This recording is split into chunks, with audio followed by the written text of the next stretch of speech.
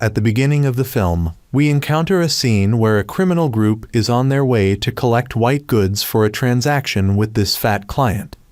After traveling quite far, the fat client asks to rest for a while. But the drug dealers don't know that this client is actually a police informant. The fat guy had sent his location to the police, and they had instructed our main character, Lazai, to target and aim at the suspects. He had identified the position of the allied informant and was ready to act. But right after that, the criminal mastermind receives a call. He realizes this isn't a real customer, so he punches the informant and pulls out his gun to deal with him on the spot. The police team immediately takes action, not understanding how their informant was exposed, while Lazai quickly shoots the mastermind to save the informant. He fires several more shots to take care of the henchman.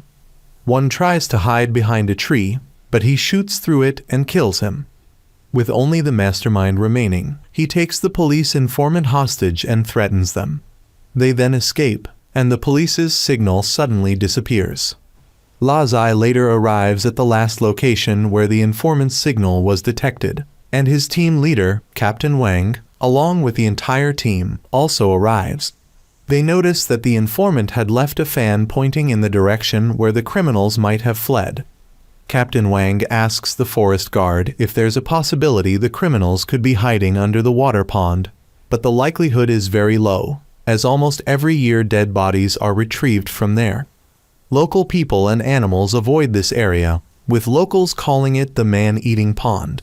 Although they don't really believe in these superstitions, while they don't fully trust the forest guard's words, they ask for his understanding as they need to approach the pond for their work. They won't force him to follow, so he can leave. Knowing he can't persuade them further, the old man leaves.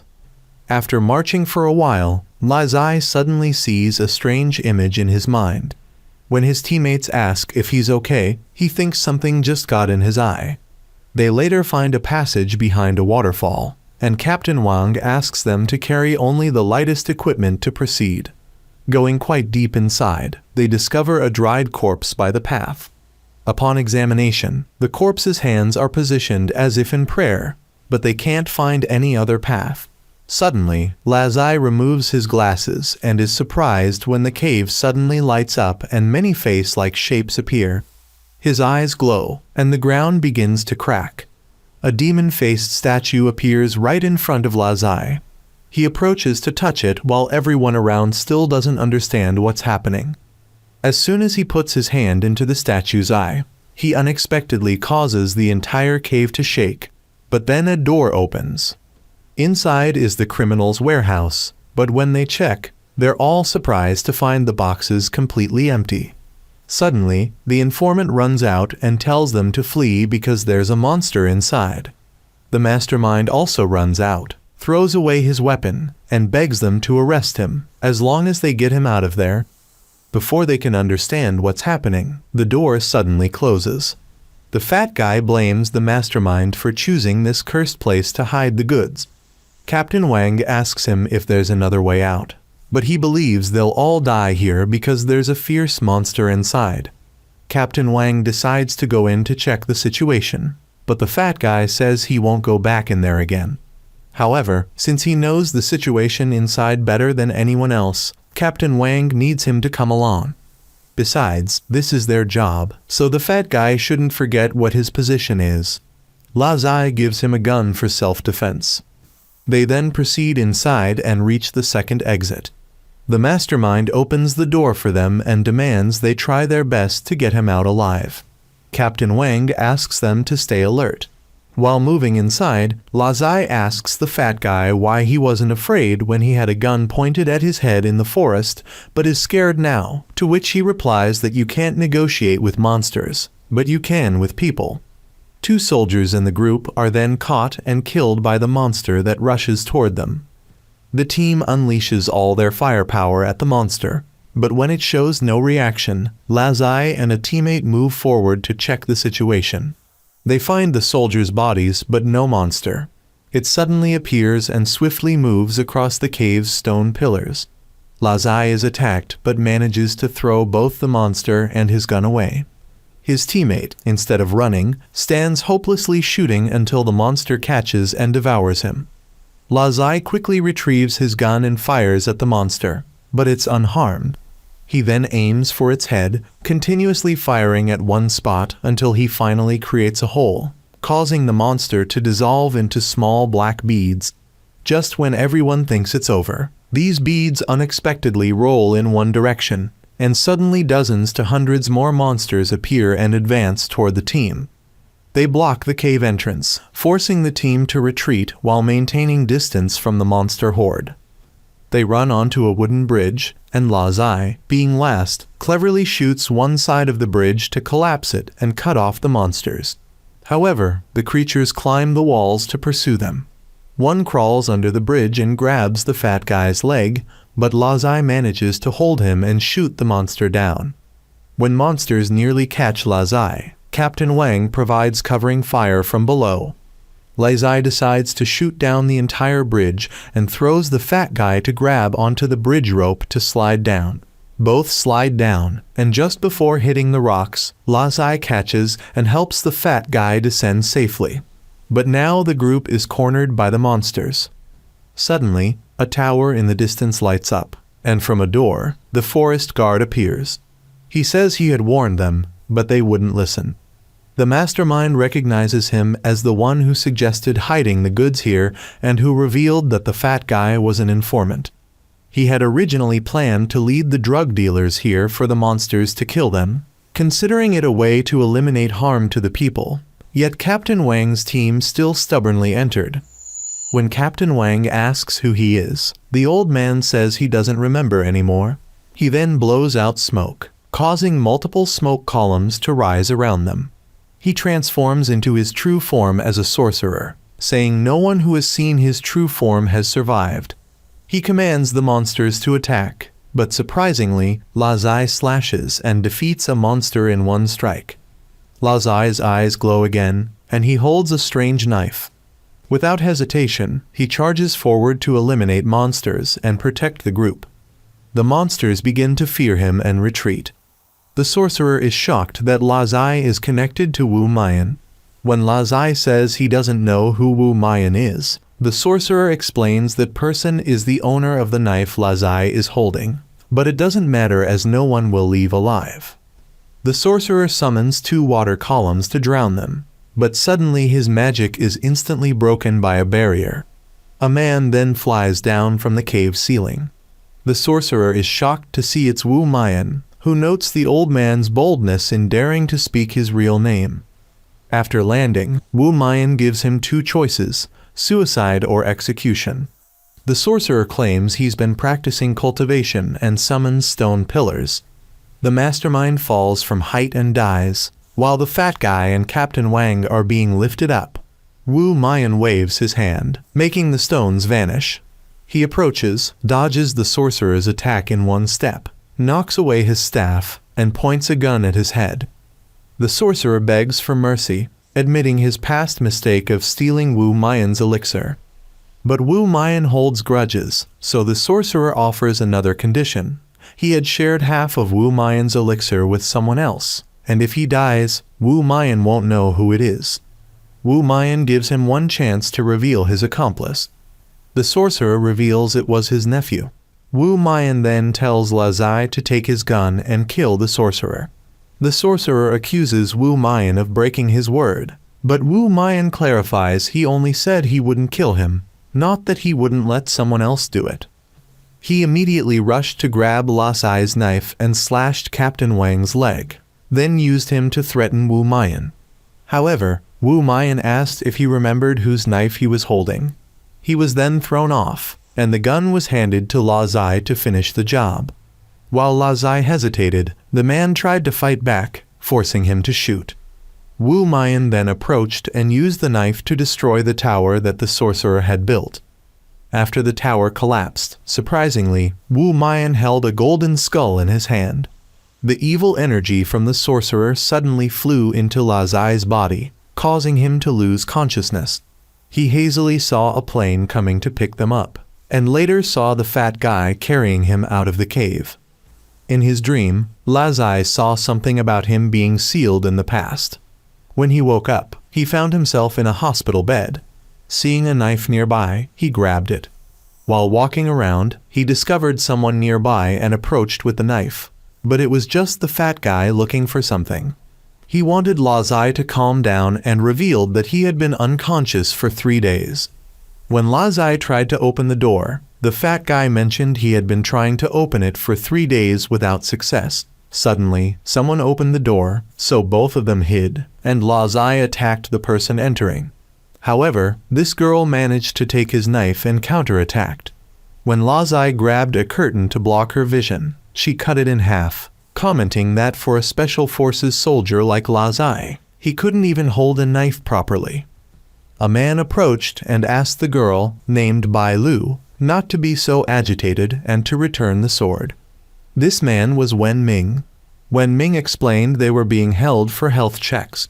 Since there were no issues, the fat guy wanted to leave, but Bai Lu stated that the Min Dio Bureau wasn't a place they could come and go as they pleased. Wen Ming asked them to follow him as the bureau chief was waiting.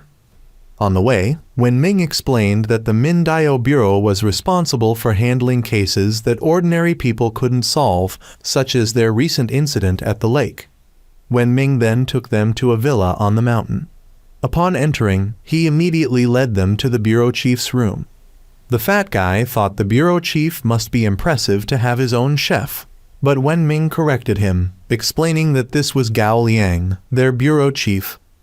The chief invited both of them to eat and informed them that they would become investigation officers of the Min Dio Bureau.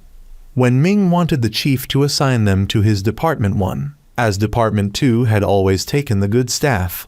But the chief questioned why he was rushing when they hadn't even signed contracts yet. The fat guy refused, saying he had no talent for this work, and Lazai felt he was better suited for military service. The chief didn't want to force them, saying the job needed mutual agreement, but they couldn't return to their original units as they had already signed military transfer papers. Although they hadn't personally signed these papers, the fat guy told Lazai that the chief had blocked their retreat from the beginning. With no other options except becoming police officers or security guards, they might as well take this job. When the fat guy asked about the job's difficulty, the chief mentioned that while challenging, the benefits were 10 times better than their previous jobs. Hearing this, both accepted. Wen Ming then led them to his department. According to the contract, this would be a lifetime job with no end date. He then took them below the villa to a massive base and their workplace. Upon entering, they met Pu Jun, who was fixing a toilet and known for breaking things in the room. When Wen Ming asked about the others, he learned they had all been borrowed by Department 2. Wen Ming was angry that the other department head had taken his people without permission. Shortly after, Bai Lu came to tell Wen Ming to get the new staff their equipment before closing time. She led them to meet her department head, Mr. Wu, who gave them each a bracelet. These bracelets served as access passes to the bureau, communication devices, and locators. More importantly, they could sense the wearer's life status, allowing the bureau to know if they were in trouble. Bai Lu then brought equipment for both of them, which included a gun and a baton. They would have a 3-month probation period before taking the assessment to become official employees. She would be the supervisor for both of them.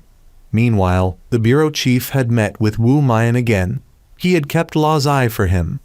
When Wu Mian asked why he also kept the fat guy, the chief said he had his own eye for talent.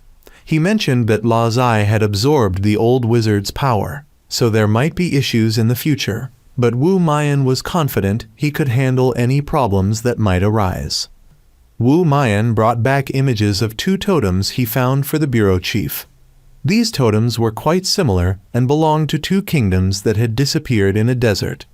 At this time, Bai Lu had taken the fat guy and Lazai to the library and asked them to read as many books as possible because there would be a test.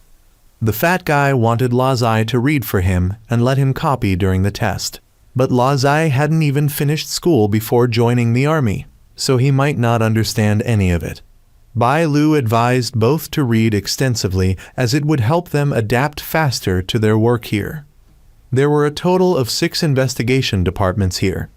Their Department 1 was for general investigation and used to be the largest until a traitor appeared and caused Department 1's authority to decline.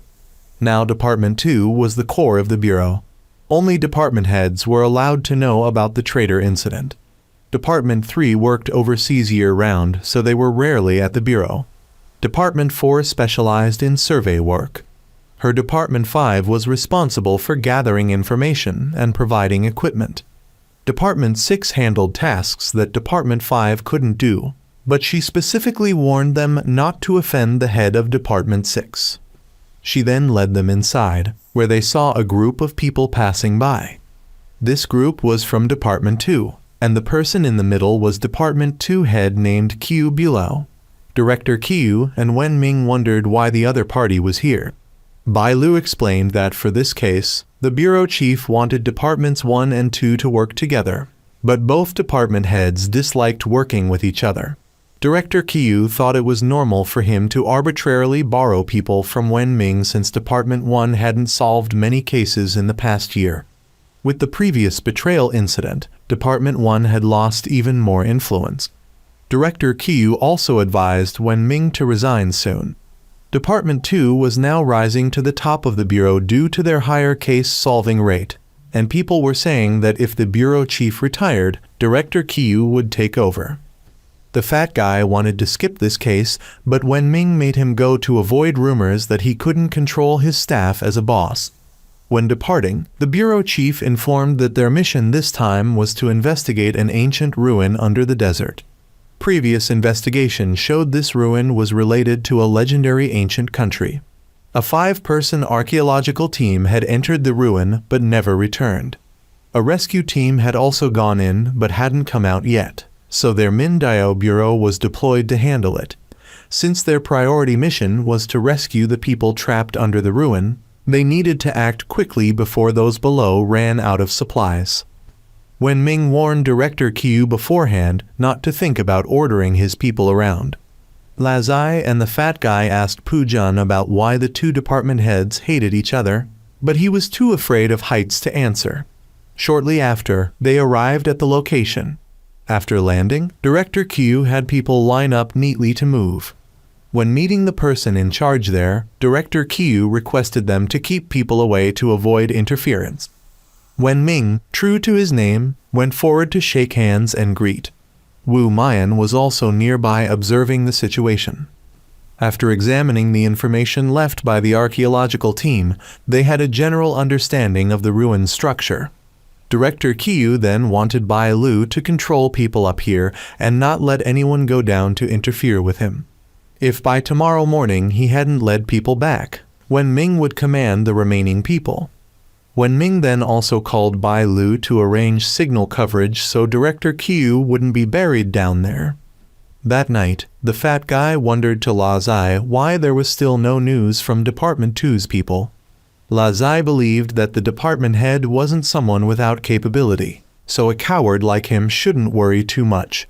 The fat guy mentioned that they had both been through life and death situations before. However, he wondered if they would really have to live like this from now on. But thinking too much was pointless, so both went to sleep early. At midnight, Lazai suddenly saw a herd of goats passing by nearby. He followed one goat, and the fat guy, discovering Lazai's midnight departure, grabbed his coat and followed. Bai Lu also noticed both leaving their tents. The fat guy caught up to Lazai and asked what he was doing out here at midnight. When Lazai mentioned the goat, the fat guy didn't believe him since there shouldn't be goats in the desert. Lazai then couldn't see the goat anymore and thought maybe he was seeing things. As they were about to leave, they suddenly fell through quicksand. Lazai tried to grab protruding rocks, but they crumbled, causing him to fall below. Lazai luckily dodged a falling rock and discovered a goat skeleton nearby. He then ran to the fat guy to wake him up. When calling didn't work, Lazai slapped him hard to wake him. The fat guy asked if Lazai could climb up, but Lazai was helpless as the place was too weathered and the rocks were too loose to bear weight. The fat guy tried to call for help, but there was no signal, so they had to give up. Lazai suddenly saw a creature standing on the fat guy's head and pointed his gun at it, asking him to stay still. The fat guy couldn't see this creature, so asked Lazai not to shoot, but the creature lunged forward, climbed onto Lazai, and bit his hand. It then took the gun and pointed it at both of them. Lazai signaled and hid with the fat guy behind a rock, but the creature didn't know how to use the gun. Suddenly, a stick flew down, causing it to drop the gun. The gun fired a few shots while the creature escaped through a nearby small tunnel. Bai Lu then appeared and said she had been assigned to watch over them. She wanted to see where this small tunnel led, so she crawled in to check. While crawling, Bai Lu realized the stone pillars here weren't normal. She recognized them as dowry that a king had offered to this country, but the king of this country worshipped an evil religion and caused a taboo that led to divine punishment, burying the entire country in sand.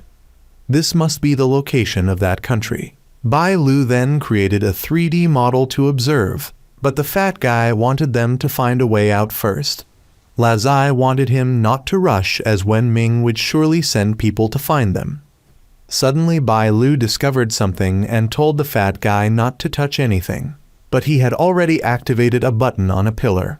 The ceiling began to shake and was about to collapse, forcing Lazai to rush and push both of them away. The next morning, when Wen Ming came to the tent looking for Lazai, both were gone. Bai Lu was also missing, so Wen Ming had to have people investigate the surroundings. Meanwhile, Lazai's group was still safe under the ruins, but Bai Lu didn't understand why the bureau chief let both participate in this case when neither had reached the level of a regular investigator. She called them troublemakers with a very annoyed attitude. However, Lazai then realized if they stayed here waiting, they would run out of oxygen to breathe, so he asked the fat guy to help move these stone pillars. Although he was still afraid of meddling again, they would die if they didn't act, so both pushed a stone pillar away, revealing a pole cord underneath. Lazai took a risk and pulled it, opening a passage in the floor.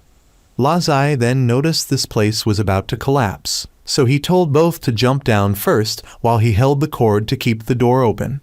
He waited for both to go first before jumping down the slide himself. Lazai saw the creature from last night, but it disappeared when they exited the slide. The three then followed a path that led straight to what appeared to be the king's tomb. After looking around, Bai Lu asked Lazai and the fat guy to pry open that coffin. They tried but couldn't, so Bai Lu came to check and saw this coffin was made of bronze. People of that time believed that if buried in a bronze coffin, the soul couldn't transcend, so it seemed this king was framed by someone and trapped here. She then suggested they needed specialized tools to open the coffin, but Lazai took out his knife wanting to try prying it open with it. Bai Lu wasn't very confident but still let him try, and Lazai actually managed to pry the coffin lid open. They discovered inside was a wrapped corpse, and when Bai Lu looked at it, she realized this wasn't the king because the facial features didn't match those of people from this buried country. The fat guy then fumbled around in the coffin and suddenly fell straight down through a hole. When both asked him about it, he said it was quite dark down there and there were some paintings. Bai Lu also decided to go down to check, while that creature continued observing the group's movements. Wen Ming was very worried at this point, so he called Bai Lu's Section 5 chief to report that there was still no news from Director Qiu and Lazai's group of 3 had gone missing. Wu Mian, sitting nearby, overheard this, and when the Section 5 chief said he would report to the bureau chief, Wu Mian began to take action. Meanwhile, Lazai's group had actually reached the king's tomb. The paintings there told a story. The king of this country had a daughter whom he deeply cherished. The princess fell in love with a young man from a neighboring country, so the king reluctantly married her off. However, not long after, the princess died at the hands of her husband's family, who then led an army to attack her home country. The king had to use forbidden magic to create a black tornado and perish together with his enemies. So it seemed this coffin belonged to the king, while the coffin above was for the person who killed the princess. The king, hating that person, buried them in a bronze coffin. They then noticed that the king in the paintings always had a blue face, except in the painting where he was holding a lamp and bowing, where there was no blue color. The king's blue color must have been caused by the evil religion he believed in. Suddenly, they discovered a lamp appearing on the king's coffin that wasn't there before, and in the recent painting, the lamp in the king's hand had disappeared. As Lazai was about to act, he suddenly fainted. He then discovered the lamp releasing blue smoke, and that smoke suddenly transformed into the king. He wanted revenge for his daughter. Lazai and the fat guy fired their guns, but it had no effect, so Bai Lu rushed forward and used his baton to strike him away. Just when they thought it was over, the king suddenly stabbed Bai Lu. The king then slashed at the fat guy's neck and continued fighting with Lazai. Lazai held his knife and dodged the king's attacks to circle behind and attack him, but all his strikes were useless. Meanwhile, Bai Lu and the fat guy were safe. Wu Mayan had found them and informed them that Lazai was experiencing high-level hallucinations. He had been unconscious for nearly an hour, and Bai Lu then told the fat guy that Wu Mayan was actually Section 6 chief. He informed them that although Lazai was experiencing hallucinations, all injuries received were real. Wu Mayan then decided to enter the hallucination himself to help Lazai. He walked into the hallucination and appeared before Lazai, throwing the king aside and telling Lazai to quickly extinguish the candle. When the king flew around to attack Wu Mayan, he was caught by him. Lazai then knocked away the lamp and woke up. Lazai later met with the fat guy and learned about Chief Wu. The chief criticized Lazai's poor skills, while Lazai remembered a way they could escape from there. Meanwhile, Pu Jun had informed the bureau chief that Wen Ming had also gone down to the relic, and they had temporarily obtained a map of the underground relic from signals that Bai Lu had fortunately sent back. The bureau chief ordered Pu Jun to have people cordon off the area based on the map and begin excavation. Shortly after, someone came to inform Pu Jun about receiving signals that might be from Wen Ming, and the signal location was in the central area. Lazai then told the group about the hidden passage he saw when the king turned to smoke and escaped. They later opened a hidden door, but inside was another formation. Bai Lu suspected that the earlier hallucination deliberately revealed information to Lazai to lure everyone into this second formation. Wu Mayan revealed this was the 9 deaths 1 life formation, where among all paths only one led to survival while the other 9 led to death, and looking at it there seemed to be no pattern, so perhaps even the person who set up the formation didn't know which was the correct path. Wu Mayan said they had no way to solve the formation, so he told the fat guy to just choose a path randomly. The fat guy hesitated to choose, so Wu Mayan still insisted he pick one, so he chose the middle path to go. As they walked a distance, the path behind them started crumbling. The fat guy got scared and said if they died, don't blame him but blame Wu Mayan for making him choose that path. But the path they were on remained safe and nothing happened. After a while, their path suddenly crumbled as well, causing them all to fall down. However, they ended up falling into a forest, and everyone was safe. Wu Mayan was also amazed that someone could create a 3-layer hallucination like this. They then discovered Director Q and Wen Ming were underwater, so they swam down to rescue them. But when they pulled them up, the fat guy got tangled in some algae underwater and was pulled back down. Lazai swam down to cut the algae and rescue the fat guy. When they got back to shore, they were able to revive Wen Ming. The fat guy asked how the two ended up there, and Wen Ming said he went to look for the 3 of them, and unexpectedly came across Director Q in the water. So he went to save him but got tangled in the algae and pulled down. Suddenly, Director Q woke up and came at Wen Ming with a sword. The fat guy thought Director Q wanted to settle the score with Wen Ming there, so Lazai went to block his attack, but was knocked back. He suspected Director Q was affected by the hallucination. The two then had to restrain Director Q, while Wu Mayan just threw something into the water. The water then burst into intense flames, and he said the water was the agent causing the hallucination here. Director Q snapped out of it. Wu Mayan said the lamp in the tomb came from this water. Suddenly, the creature that had attacked Lazai appeared in the tree branches. The group shot at it, but it moved too fast, so Wu Mayan threw fire to knock it away. He then let it come at him and unleashed a dragon fire to defeat it. The group then escaped the hallucination.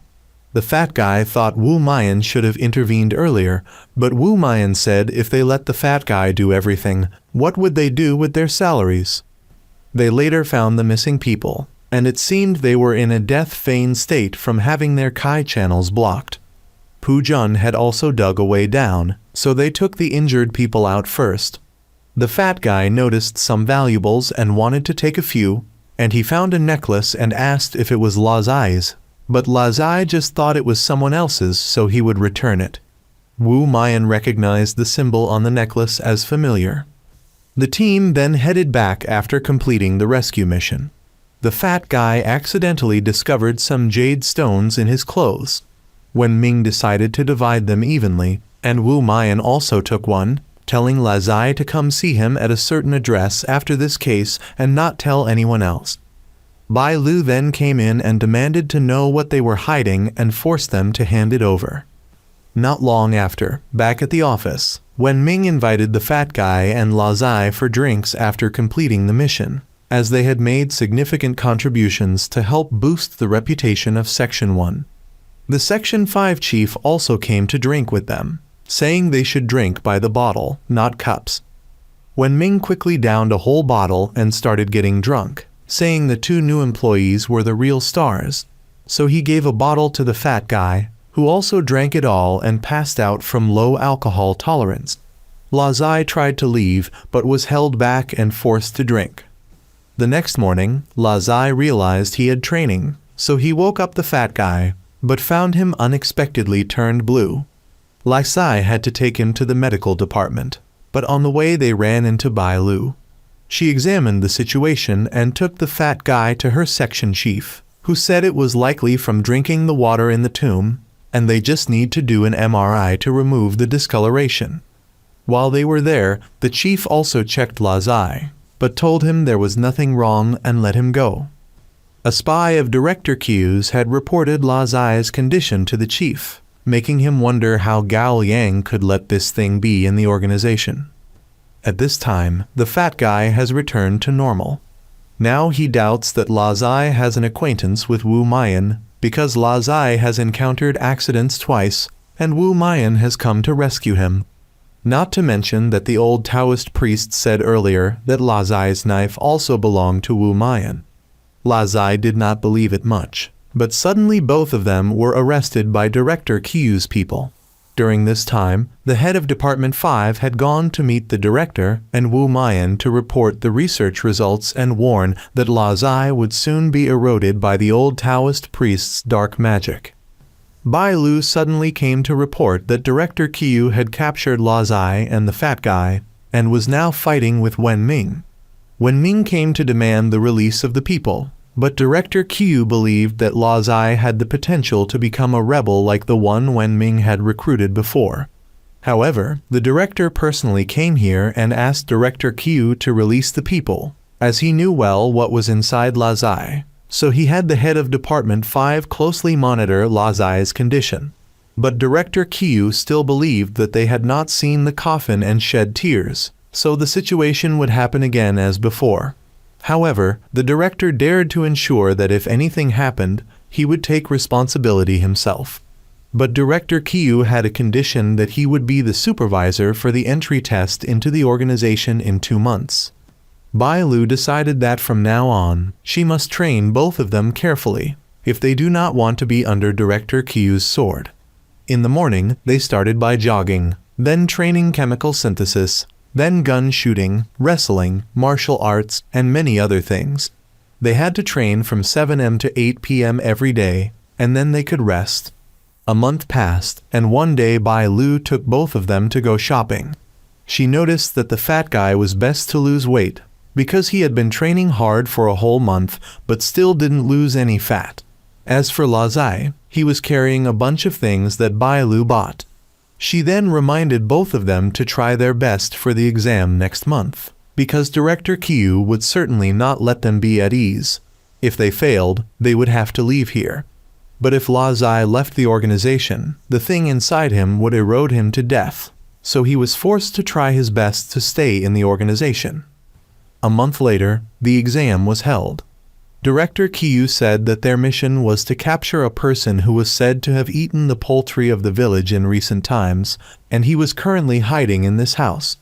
They had 30 minutes to bring the person back alive. It sounded easy, but they still needed to be careful. After the two of them entered the house, they smelled a pungent stench. After checking the house and finding no one, they heard a sound behind the house, so they ran out to see the target eating raw chicken. Lazai realized he was possessed, so he quickly ran away. The two chased after him, and he kicked the roof tile down to make the fat guy fall behind and find another way to go. Lazai kept chasing and threw a stick to make him fall, but he pushed Lazai back and ran away. But Lazai still caught his leg, and when he tried to run, the fat guy jumped down from the roof and pinned him down. The mission was completed, and the fat guy was taken away, but Lazai was called to stay behind to clean up. Thinking it was just cleaning up the scene, but Director Kyu said that Lazai was the one who needed to be cleaned up. The reason he brought him here was to easily hide the body. But Wenming and Bai Lu came to rescue Lazai, and the director also received a message from the director requiring him to release the person. A few days later, Lazai's group set out for a city to carry out a mission. As soon as they landed in the city, the whole group met a policeman named Yang Zio, who helped them with the transportation work. As for Director Kyu and Wenming, they were now allowed to go on a trip to erase their grudges. The two were exiled to an island for a week as punishment, and Bai Lu also gave Lazai a drug to suppress the thing inside him. The fat guy also asked Yang Zio about the mission they needed to do now. They needed to investigate the mysterious phenomenon of people suddenly falling into a vegetative state while walking on the street and being sent to the hospital. Initially, they thought this was just a simple case, but then similar incidents kept occurring every few days, so they had to pay attention to this case. Lazai suddenly felt hot in his body, so they suspected it was a side effect of the medicine and took him to the hospital for examination. When they arrived, Yang Zio informed them that unconscious patients were all taken to the hospital basement to avoid excessive media attention. There, both of them met Director Lam, who was from room 4 and had arrived before them but also encountered troubles, so all three were needed for support. According to Director Lam, all victims had the same mark on their bodies. Yang Zio would later arrange accommodation for Lazai's group so they could begin investigation in the following days. That night, while Lazai was discussing with Fat Guy about whether this medicine really worked, Lazai received news that Director Lam had an incident. They later rushed to the hospital and met Bai Lu, who informed them that Director Lam was found unconscious on a chair and was hospitalized. They met Yang Zio, who was bringing food to his wife. According to the nurse, Yang Zio's wife had an accident a year ago. Their child died and his wife was paralyzed from the waist down. His wife had attempted suicide multiple times but was prevented by Yang Zio, only to remain in a coma all this time. Yang Zio had also incurred a large debt from caring for his wife. Lazai's group then went to Director Lam's place and encountered Wu Mayan, who was already there. He informed them that Director Lam had been possessed by an energy force similar to the one inside Lazai, but he had easily removed it and asked them to find something to contain this energy. Fat Guy found a water pot and asked Wu Mayan if he could extract the thing inside Lazai, but he couldn't handle this case. That night, Lazai woke up suddenly from a nightmare. Wu Mayan had extracted his consciousness to create an avatar so his body could rest while his mind could still work. He took Lazai into Fat Guy's consciousness to see. When they entered, it was a magnificent scenic spot, but going deeper, he discovered Fat Guy winning against all versions of himself in different types of chess games. Wu Mayan brought Lazai out and separated Fat Guy's consciousness too. He admitted the bureau chief was right, that Fat Guy wasn't ordinary. Wu Mayan asked Fat Guy to release that energy force, which Wu Mayan then grabbed and squeezed. It split into two and flew in different directions. Wu Mayan wanted both of them to search one path while he would handle the other. They later chased the black shadow to the hospital's equipment room. It hid inside, so Lazai went in while Fat Guy guarded the door. Suddenly the door closed and the shadow attacked Lazai. Fat Guy pushed the door open and came in. Then Lazai told him to call Wu Mayan using the red string Wu Mayan had given them. However, the shadow knocked the string into a water tank, forcing Fat Guy to run to retrieve it, while Lazai was controlled by the shadow. It wanted to take the old wizard's power inside Lazai. Since he was trying to escape from it anyway, he might as well let it have it. But Wu Mayan then arrived and began dealing with this shadow. He knocked the shadow away only to realize it was just a puppet. Fat Guy was startled because Lazai had died, but since this was just an avatar, there was no need to worry. Lazai in bed later woke up and knew that the shadow was just a puppet, so the controller must be nearby. Meanwhile, on a rooftop, several suspicious figures appeared and called the puppet controller Master, and this Master turned out to be none other than Yang Zio. During this time, Lazai reviewed the marks on the victims' bodies and found them familiar. Suddenly, they discovered insects crawling out from the marks. These were poisonous insects, and if they carelessly removed them, they would die and release toxins into the victims' bodies. What Lazai wanted to say was that this mark was similar to the symbol on a ring that Wu Mayan had taken from the tomb last time. Meanwhile, the people who came to find Yang Zio were there to request his return to them, as he had been wandering for too long, but Yang Zio needed more time. These three believed Yang Zio was still attached to his dying wife, but he believed there was still a way to bring her back. The leader, Lu Yun, said he would let Yang Zio do as he pleased, but first needed to hand over the location of this city's sacred artifact. However, he didn't know where the sacred artifact was because this city had changed greatly over the past 100 years. But Lu Yun claimed he wasn't easily fooled and would try to find it to show Yang Zio. Yang Zio then went to find Lazai's group. Bai Lu had given him the investigation files, so he asked Lazai to come to the station with him to handle some procedures. As soon as they left the hospital, Lu Yun pursued them by car from behind. Meanwhile, Bai Lu and Fat Guy decided to sneak into Yang Zio's wife's room to see if she could be treated with the Bureau's technology. However, Fat Guy then discovered some green jade pieces under the bed. These were the ones he had picked up from the buried kingdom. Yang Zio must have been there, and since Lazai saw the symbol on the victims' bodies matching the one on the necklace from that kingdom, everything must be connected. Bai Lu then called the director to inquire, and he cross-referenced information to discover Yang Zio was the leader of an evil cult. However, they couldn't make any sudden moves for now. Yet, when hearing that Lazai had gone with Yang Zio, the director became worried because the bureau chief had already handled all the procedures, so there was no need for anything else. Fat Guy then called Lazai, who heard the news but didn't rush to act, only asking Yang Zio to take him back to the hospital. But Yang Zio knew the truth and told Lazai to stop pretending. He then threw Lazai out and revealed he was one of the group Lazai had rescued from the tomb before. Lazai asked what he needed the old wizard's resentful energy for, and Yang Zio revealed he needed it to save his wife, though he would only know if it worked by trying. Lazai was then knocked down and was about to have his negative energy extracted when Wu Mayan texted Lazai to steal a car and escape. He was later blocked by Yang Zio, so he drove into a cliff wall to cause rocks to fall and crush Yang Zio while he escaped. He called Fat Guy and reported the location Wu Mayan had sent him, which coincidentally was where Director Lam said he had been attacked, so both sides decided to meet at that location. Fat Guy's group took a taxi to the meeting point, but the driver advised them against going there as it was an unlucky place.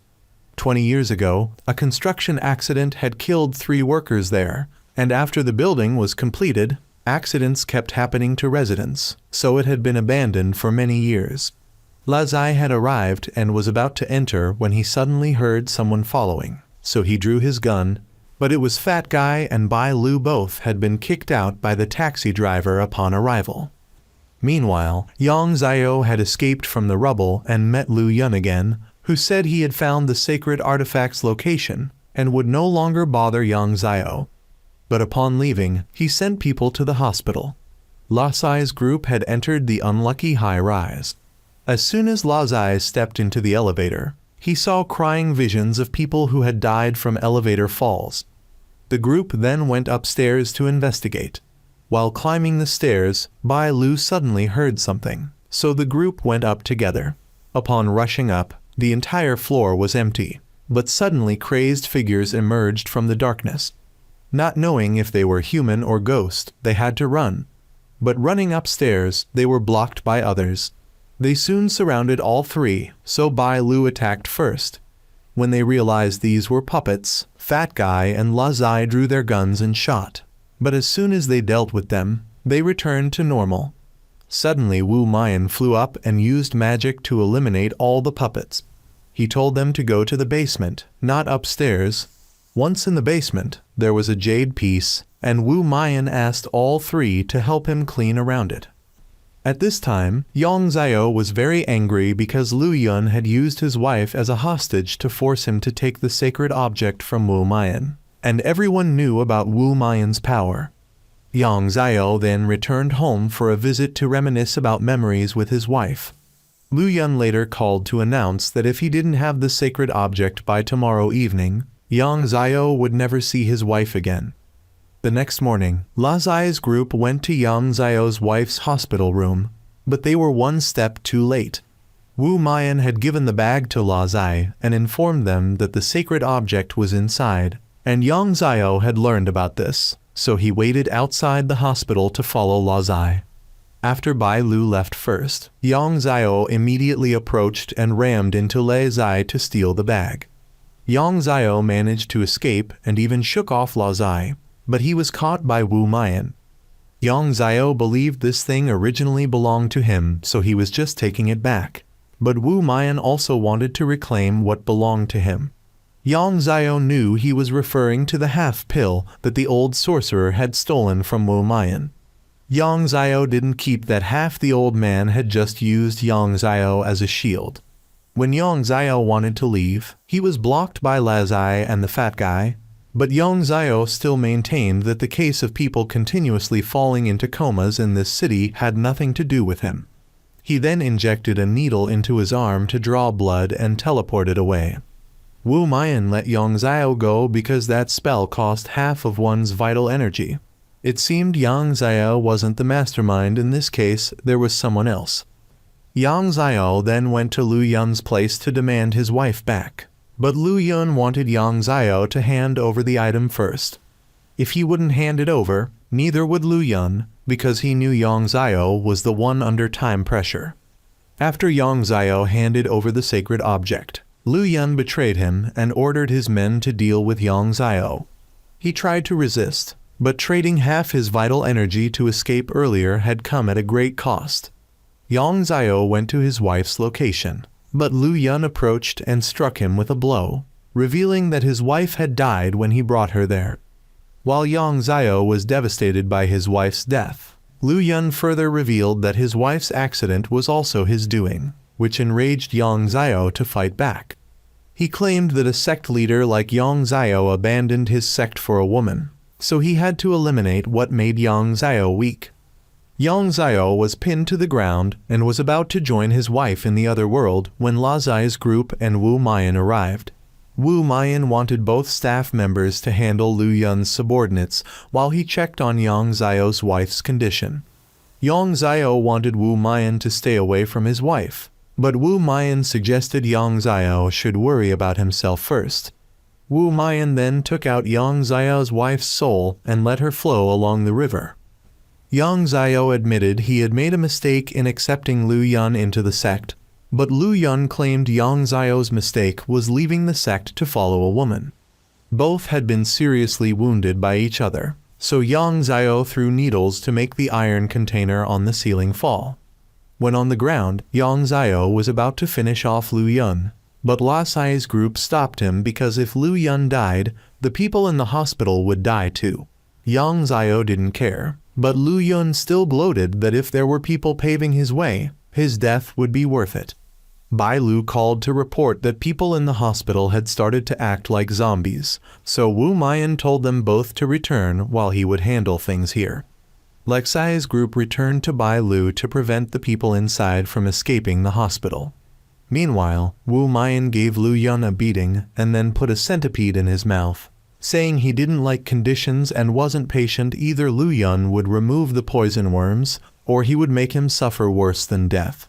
While La Sai's group was struggling with the patients, suddenly the poison worms were removed, but Bai Lu still wanted them to capture and deal with all the poison worms before they escaped outside. Although the poison worms were eliminated, Wu Mayan didn't immediately let Lu Yun go, but would take him back to the bureau for investigation. He then asked Yang Zio what he planned to do now since he still had a way to help Yang Zio meet his wife again. But before he could ask, Wu Mayan knocked him unconscious. When he woke up, Yang Zio was in the hospital and received a letter that Wu Mayan had left for him. After reading it, Yang Zio was shocked and then heard a child's voice. This child was the reincarnation of Yang Zio's wife, so now he could start over with her, but it would be after almost 20 years. The next day, La Sai's group returned to headquarters, and the fat guy asked Bai Lu about whether they get vacation time from work. She explained that after each mission, they are given a certain number of days off based on the difficulty level of the completed mission. The highest is Z-level missions, after which they can take as many days off as they want. They had completed 2 B-level missions, so they would get 6 days off. They then surprisingly heard news that a new employee had been recruited to Wu Mayan's room 6. The fat guy was surprised because Wu Mayan had never recruited anyone before. He went to check and was shocked to find that the employee was Yang Zio. He would now be their colleague, and La Zai pulled the fat guy away, saying they couldn't understand Wu Mayan's wishes. Meanwhile, at a mountain temple, monks were hurriedly preparing the temple for a wedding. The abbot believed that if foreign priests could do this, Buddhist monks certainly could too. The abbot demanded his disciples fix everything according to his wishes. Suddenly, a disciple burst into flames after touching a broken incense stick, so he quickly threw him into a water vat to extinguish the fire. He then discovered someone outside the temple gates. He recognized this person, so that night, he called the bureau chief to report that someone they thought was dead was actually still alive. The next morning, La Zai went to visit his old comrade's grave and met Captain Wang there. He wanted La Zai to never forget his duties as a soldier. Right after Captain Wang left, Bai Lu suddenly came to find La Zai and asked him to stop his vacation for an urgent mission. The fat guy was now driving Yang Zio to do the mission together. They both picked up La Zai and Bai Lu and together went to the mountain temple. La Zai saw the temple had become a wedding venue and knew the old abbot was up to something. He not only knew this place, but had lived there since childhood. Bai Lu then knocked on the door to call someone to open it, and this person accidentally recognized that La Zai had returned. Meanwhile, the person the bureau chief was worried about was now at the base and began investigating La Zai's group. He knew the whole group had gone to the temple and knew the bureau chief had indeed acted very quickly. He then went to the experimental samples he created to activate them. He wanted to see how Gao Liang would continue being bureau chief when each staff member was lost. He had waited a long time for this moment and was determined to carry it out. The monk then told La Zai that the abbot regretted losing a talent like him. La Zai thought he regretted not torturing him for a few more days. They then met the abbot, who was very happy that La Zai had returned. He had been intentionally strict years ago, hoping La Zai would one day join the Min Dao Bureau to work, but now La Zai didn't want to accept him as his teacher, making him feel La Zai was still the same as before. He then invited the others to stay overnight. But the bureau chief said they were here to take the abbot away because it wasn't safe here anymore. However, the abbot felt he didn't want to trouble the Mindayo Bureau, so he would still choose to stay. Meanwhile, Mindayo Bureau staff were suddenly attacked by a group of monsters. Room 5's head discovered staff were dying one by one and reported to the bureau chief, asking him to come quickly. The bureau chief discovered their system had been hacked, exposing all staff. Director Q called, but he ignored it and issued a warning requiring all staff to discard their identity bracelets. Lasai's group had just discarded their bracelets when they discovered the mountain temple was under attack. So Lasai wanted to go back to check, but they were attacked by a monster charging from the front.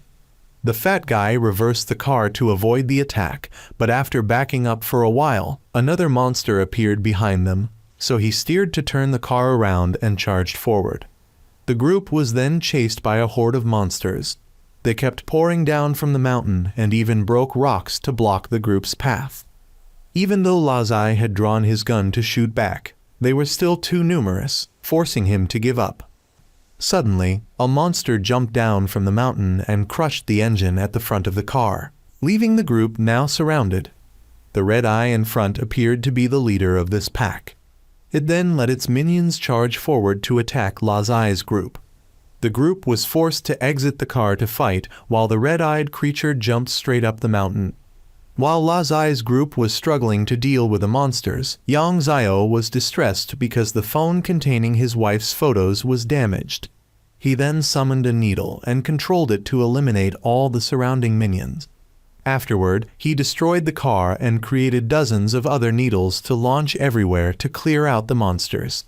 Yang Zio originally didn't want to help, but now it had become a personal vendetta, so he took action. He wanted the group to quickly head up the mountain to deal with the red-eyed creature, while he would handle these monsters. Bai Lu believed Yang Zio would be fine, so he told La Zai to quickly get moving. On their way, the group noticed that the city was also under attack. The bureau chief called Wen Ming, Director Qiu, and Department Head Lin to help mobilize their subordinates to rescue people in the city. Department Head No. 5 thought that the traitor could be among them, and the enemy must want the bureau chief to divide his staff to make them easier to deal with. But if he didn't help save people now, then who would? Director Qiu and Wen Ming both wanted each other to be careful and not die so they could still have someone to argue with later. It could be said that although they openly despise each other in dangerous moments, both were very concerned for their rival. Meanwhile, Lasai's group had returned to the temple and split up to search for the abbot. They later discovered the monk Lasai knew was unconscious over there, but couldn't get close due to the debris. Bai Lu had found the abbot, who was being attacked and thrown away by that monster. Lazai had quickly rushed over to stop the monster and asked the fat guy and Bai Lu to take the abbot to safety. Once stable, the fat guy immediately returned to support Lazai. The abbot also wanted Bai Lu to help the other two because he had once abandoned his teammates for the mission, which led to the current situation. The monster then charged at the fat guy, forcing Lazai to step in to block the attack and push it back. He knocked off its glasses, causing it to lose direction and get caught in a headlock by Bai Lu. The fat guy shot it so Bai Lu could get away and help Lazai rush in to behead it. But when they went outside, they discovered the abbot had disappeared. He had been captured by the mastermind up there, who also released a pack of monsters to attack them. Bai Lu recognized that person as Sanda, who used to be a colleague of the bureau chief and the abbot, but he was supposed to have died long ago. He believed that he had been betrayed by the bureau chief and the abbot back then but fortunately didn't die. So now he had the chance to return for revenge. The abbot advised Sanda to let go of his hatred, but he had come this far and couldn't just give up. He felt that he had been abandoned by both of them that year, only to become a creature that he himself despised. The pain of being burned had followed him for these 30 years. Sanda then noticed Lazai and revealed a secret to him, that he would die sooner or later. But what's more frightening is that he wouldn't die, but would become something neither human nor ghost like himself. The reason Gao Liang kept him and let him join the Mindayo Bureau was because he was a dangerous element that needed to be eliminated. He kept him to exploit his labor so that if he died, there would be no loss. But trust him, that one day the Mindaio Bureau would turn against him just as they're turning against him now. So he might as well follow him, and he would teach him how to use the power within him. As Lazai began to hesitate, the abbot rushed to grab Sanda, but he knocked the abbot down and started creating a fire bridge surrounding Lazai's group to gradually drain their oxygen. He knew the abbot wasn't afraid of death but feared involving others, so now he just needed the abbot to reveal where the map he needed was, because it wasn't by chance that the abbot built the temple right on the mountain where the map was found. He could wait for the abbot to speak up, but he feared Lazai's group couldn't. The abbot finally compromised, so Sanda spared Lazai's group. He led Sanda to the Buddha statue, and the abbot had to use his face to unlock and reveal a tunnel beneath the temple. Sanda promised that after finishing his business, he would send Gao Liang down with the abbot. Lazai then tried to follow despite the abbot's attempts to stop him. Meanwhile, Mindaio Bureau's people had started fighting back against the monster horde, but Department Head Lin unexpectedly discovered Director Qiu in a small alley with a blood-stained sword. Back at the temple, as Bai Lu tried to run to help the abbot, Yang Zio arrived. He asked where Lazai was and was told he had gone down below, and that Lazai's condition might not last long. Lazai had now confronted Sanda, who revealed that the map was originally his but was stolen by Gao Liang. He was simply reclaiming what belonged to him. He also offered Lazai a chance to join his side and utilize the power within him, but Lazai refused to follow a murderous arsonist. Seeing that he was thoughtless, the old man decided to try stealing the power within him, but Yang Zio arrived just in time to help. He noticed that Yang Zio seemed to have also been brought to Mindaio Bureau by Gao Liang, but Yang Zio clarified that he joined voluntarily. Sanda didn't care and attacked Yang Zio anyway. When Yang Zio launched his needles, they were all burned up. Sanda landed a hit on Yang Zio, but he used puppets to dodge. He then sent multiple clones to attack Sanda, who destroyed them all and even blocked Yang Zio's sneak attack from behind. But seeing the fat guy running away with the map, he targeted him, forcing Yang Zio to block the attack. Unexpectedly, Lazai rushed in only to be burned by Sanda, and the dark power of the old sorcerer within Lazai suddenly awakened. The old man suggested that he should accept this power rather than reject it. Lazai lost control and frantically attacked Sanda. Sanda asked Lazai how it felt to become a monster like him, but Lazai had lost his rationality to respond. Sanda could only focus on Lazai while continuously dodging and blocking his attacks. But Lazai used his knife to launch an attack that blew Sanda off the mountain and straight into the river. Lazai then turned to attack the fat guy. Yang Zio stepped in to block but was thrown aside. Just as Lazai slashed at the map, he surprisingly unlocked some power that allowed him to regain his rationality and realize what he had done. The department heads were now overwhelmed by the numerous monsters showing no signs of decreasing. Unexpectedly, Wu Mayan created a formation covering the entire city and eliminated all the monsters. But Sanda suddenly rose from the lake with a giant body, emanating extreme heat. His flames burned everything nearby, but when the flames reached Wen Ming's group, Lazai rushed in to block the flames and charged forward. He swept past Wu Mayan and headed straight for Sanda. Lazai tried to get close to punch Sanda, but was knocked far away by his punch. Lazai then created many water tornadoes to submerge Sanda, but the abbot knew that wasn't enough. Sanda reached out to grab Lazai and told him his flames never extinguish, and he seemed intrigued by the power within him. He began absorbing the power from Lazai, which was exactly what Wu Mayan wanted.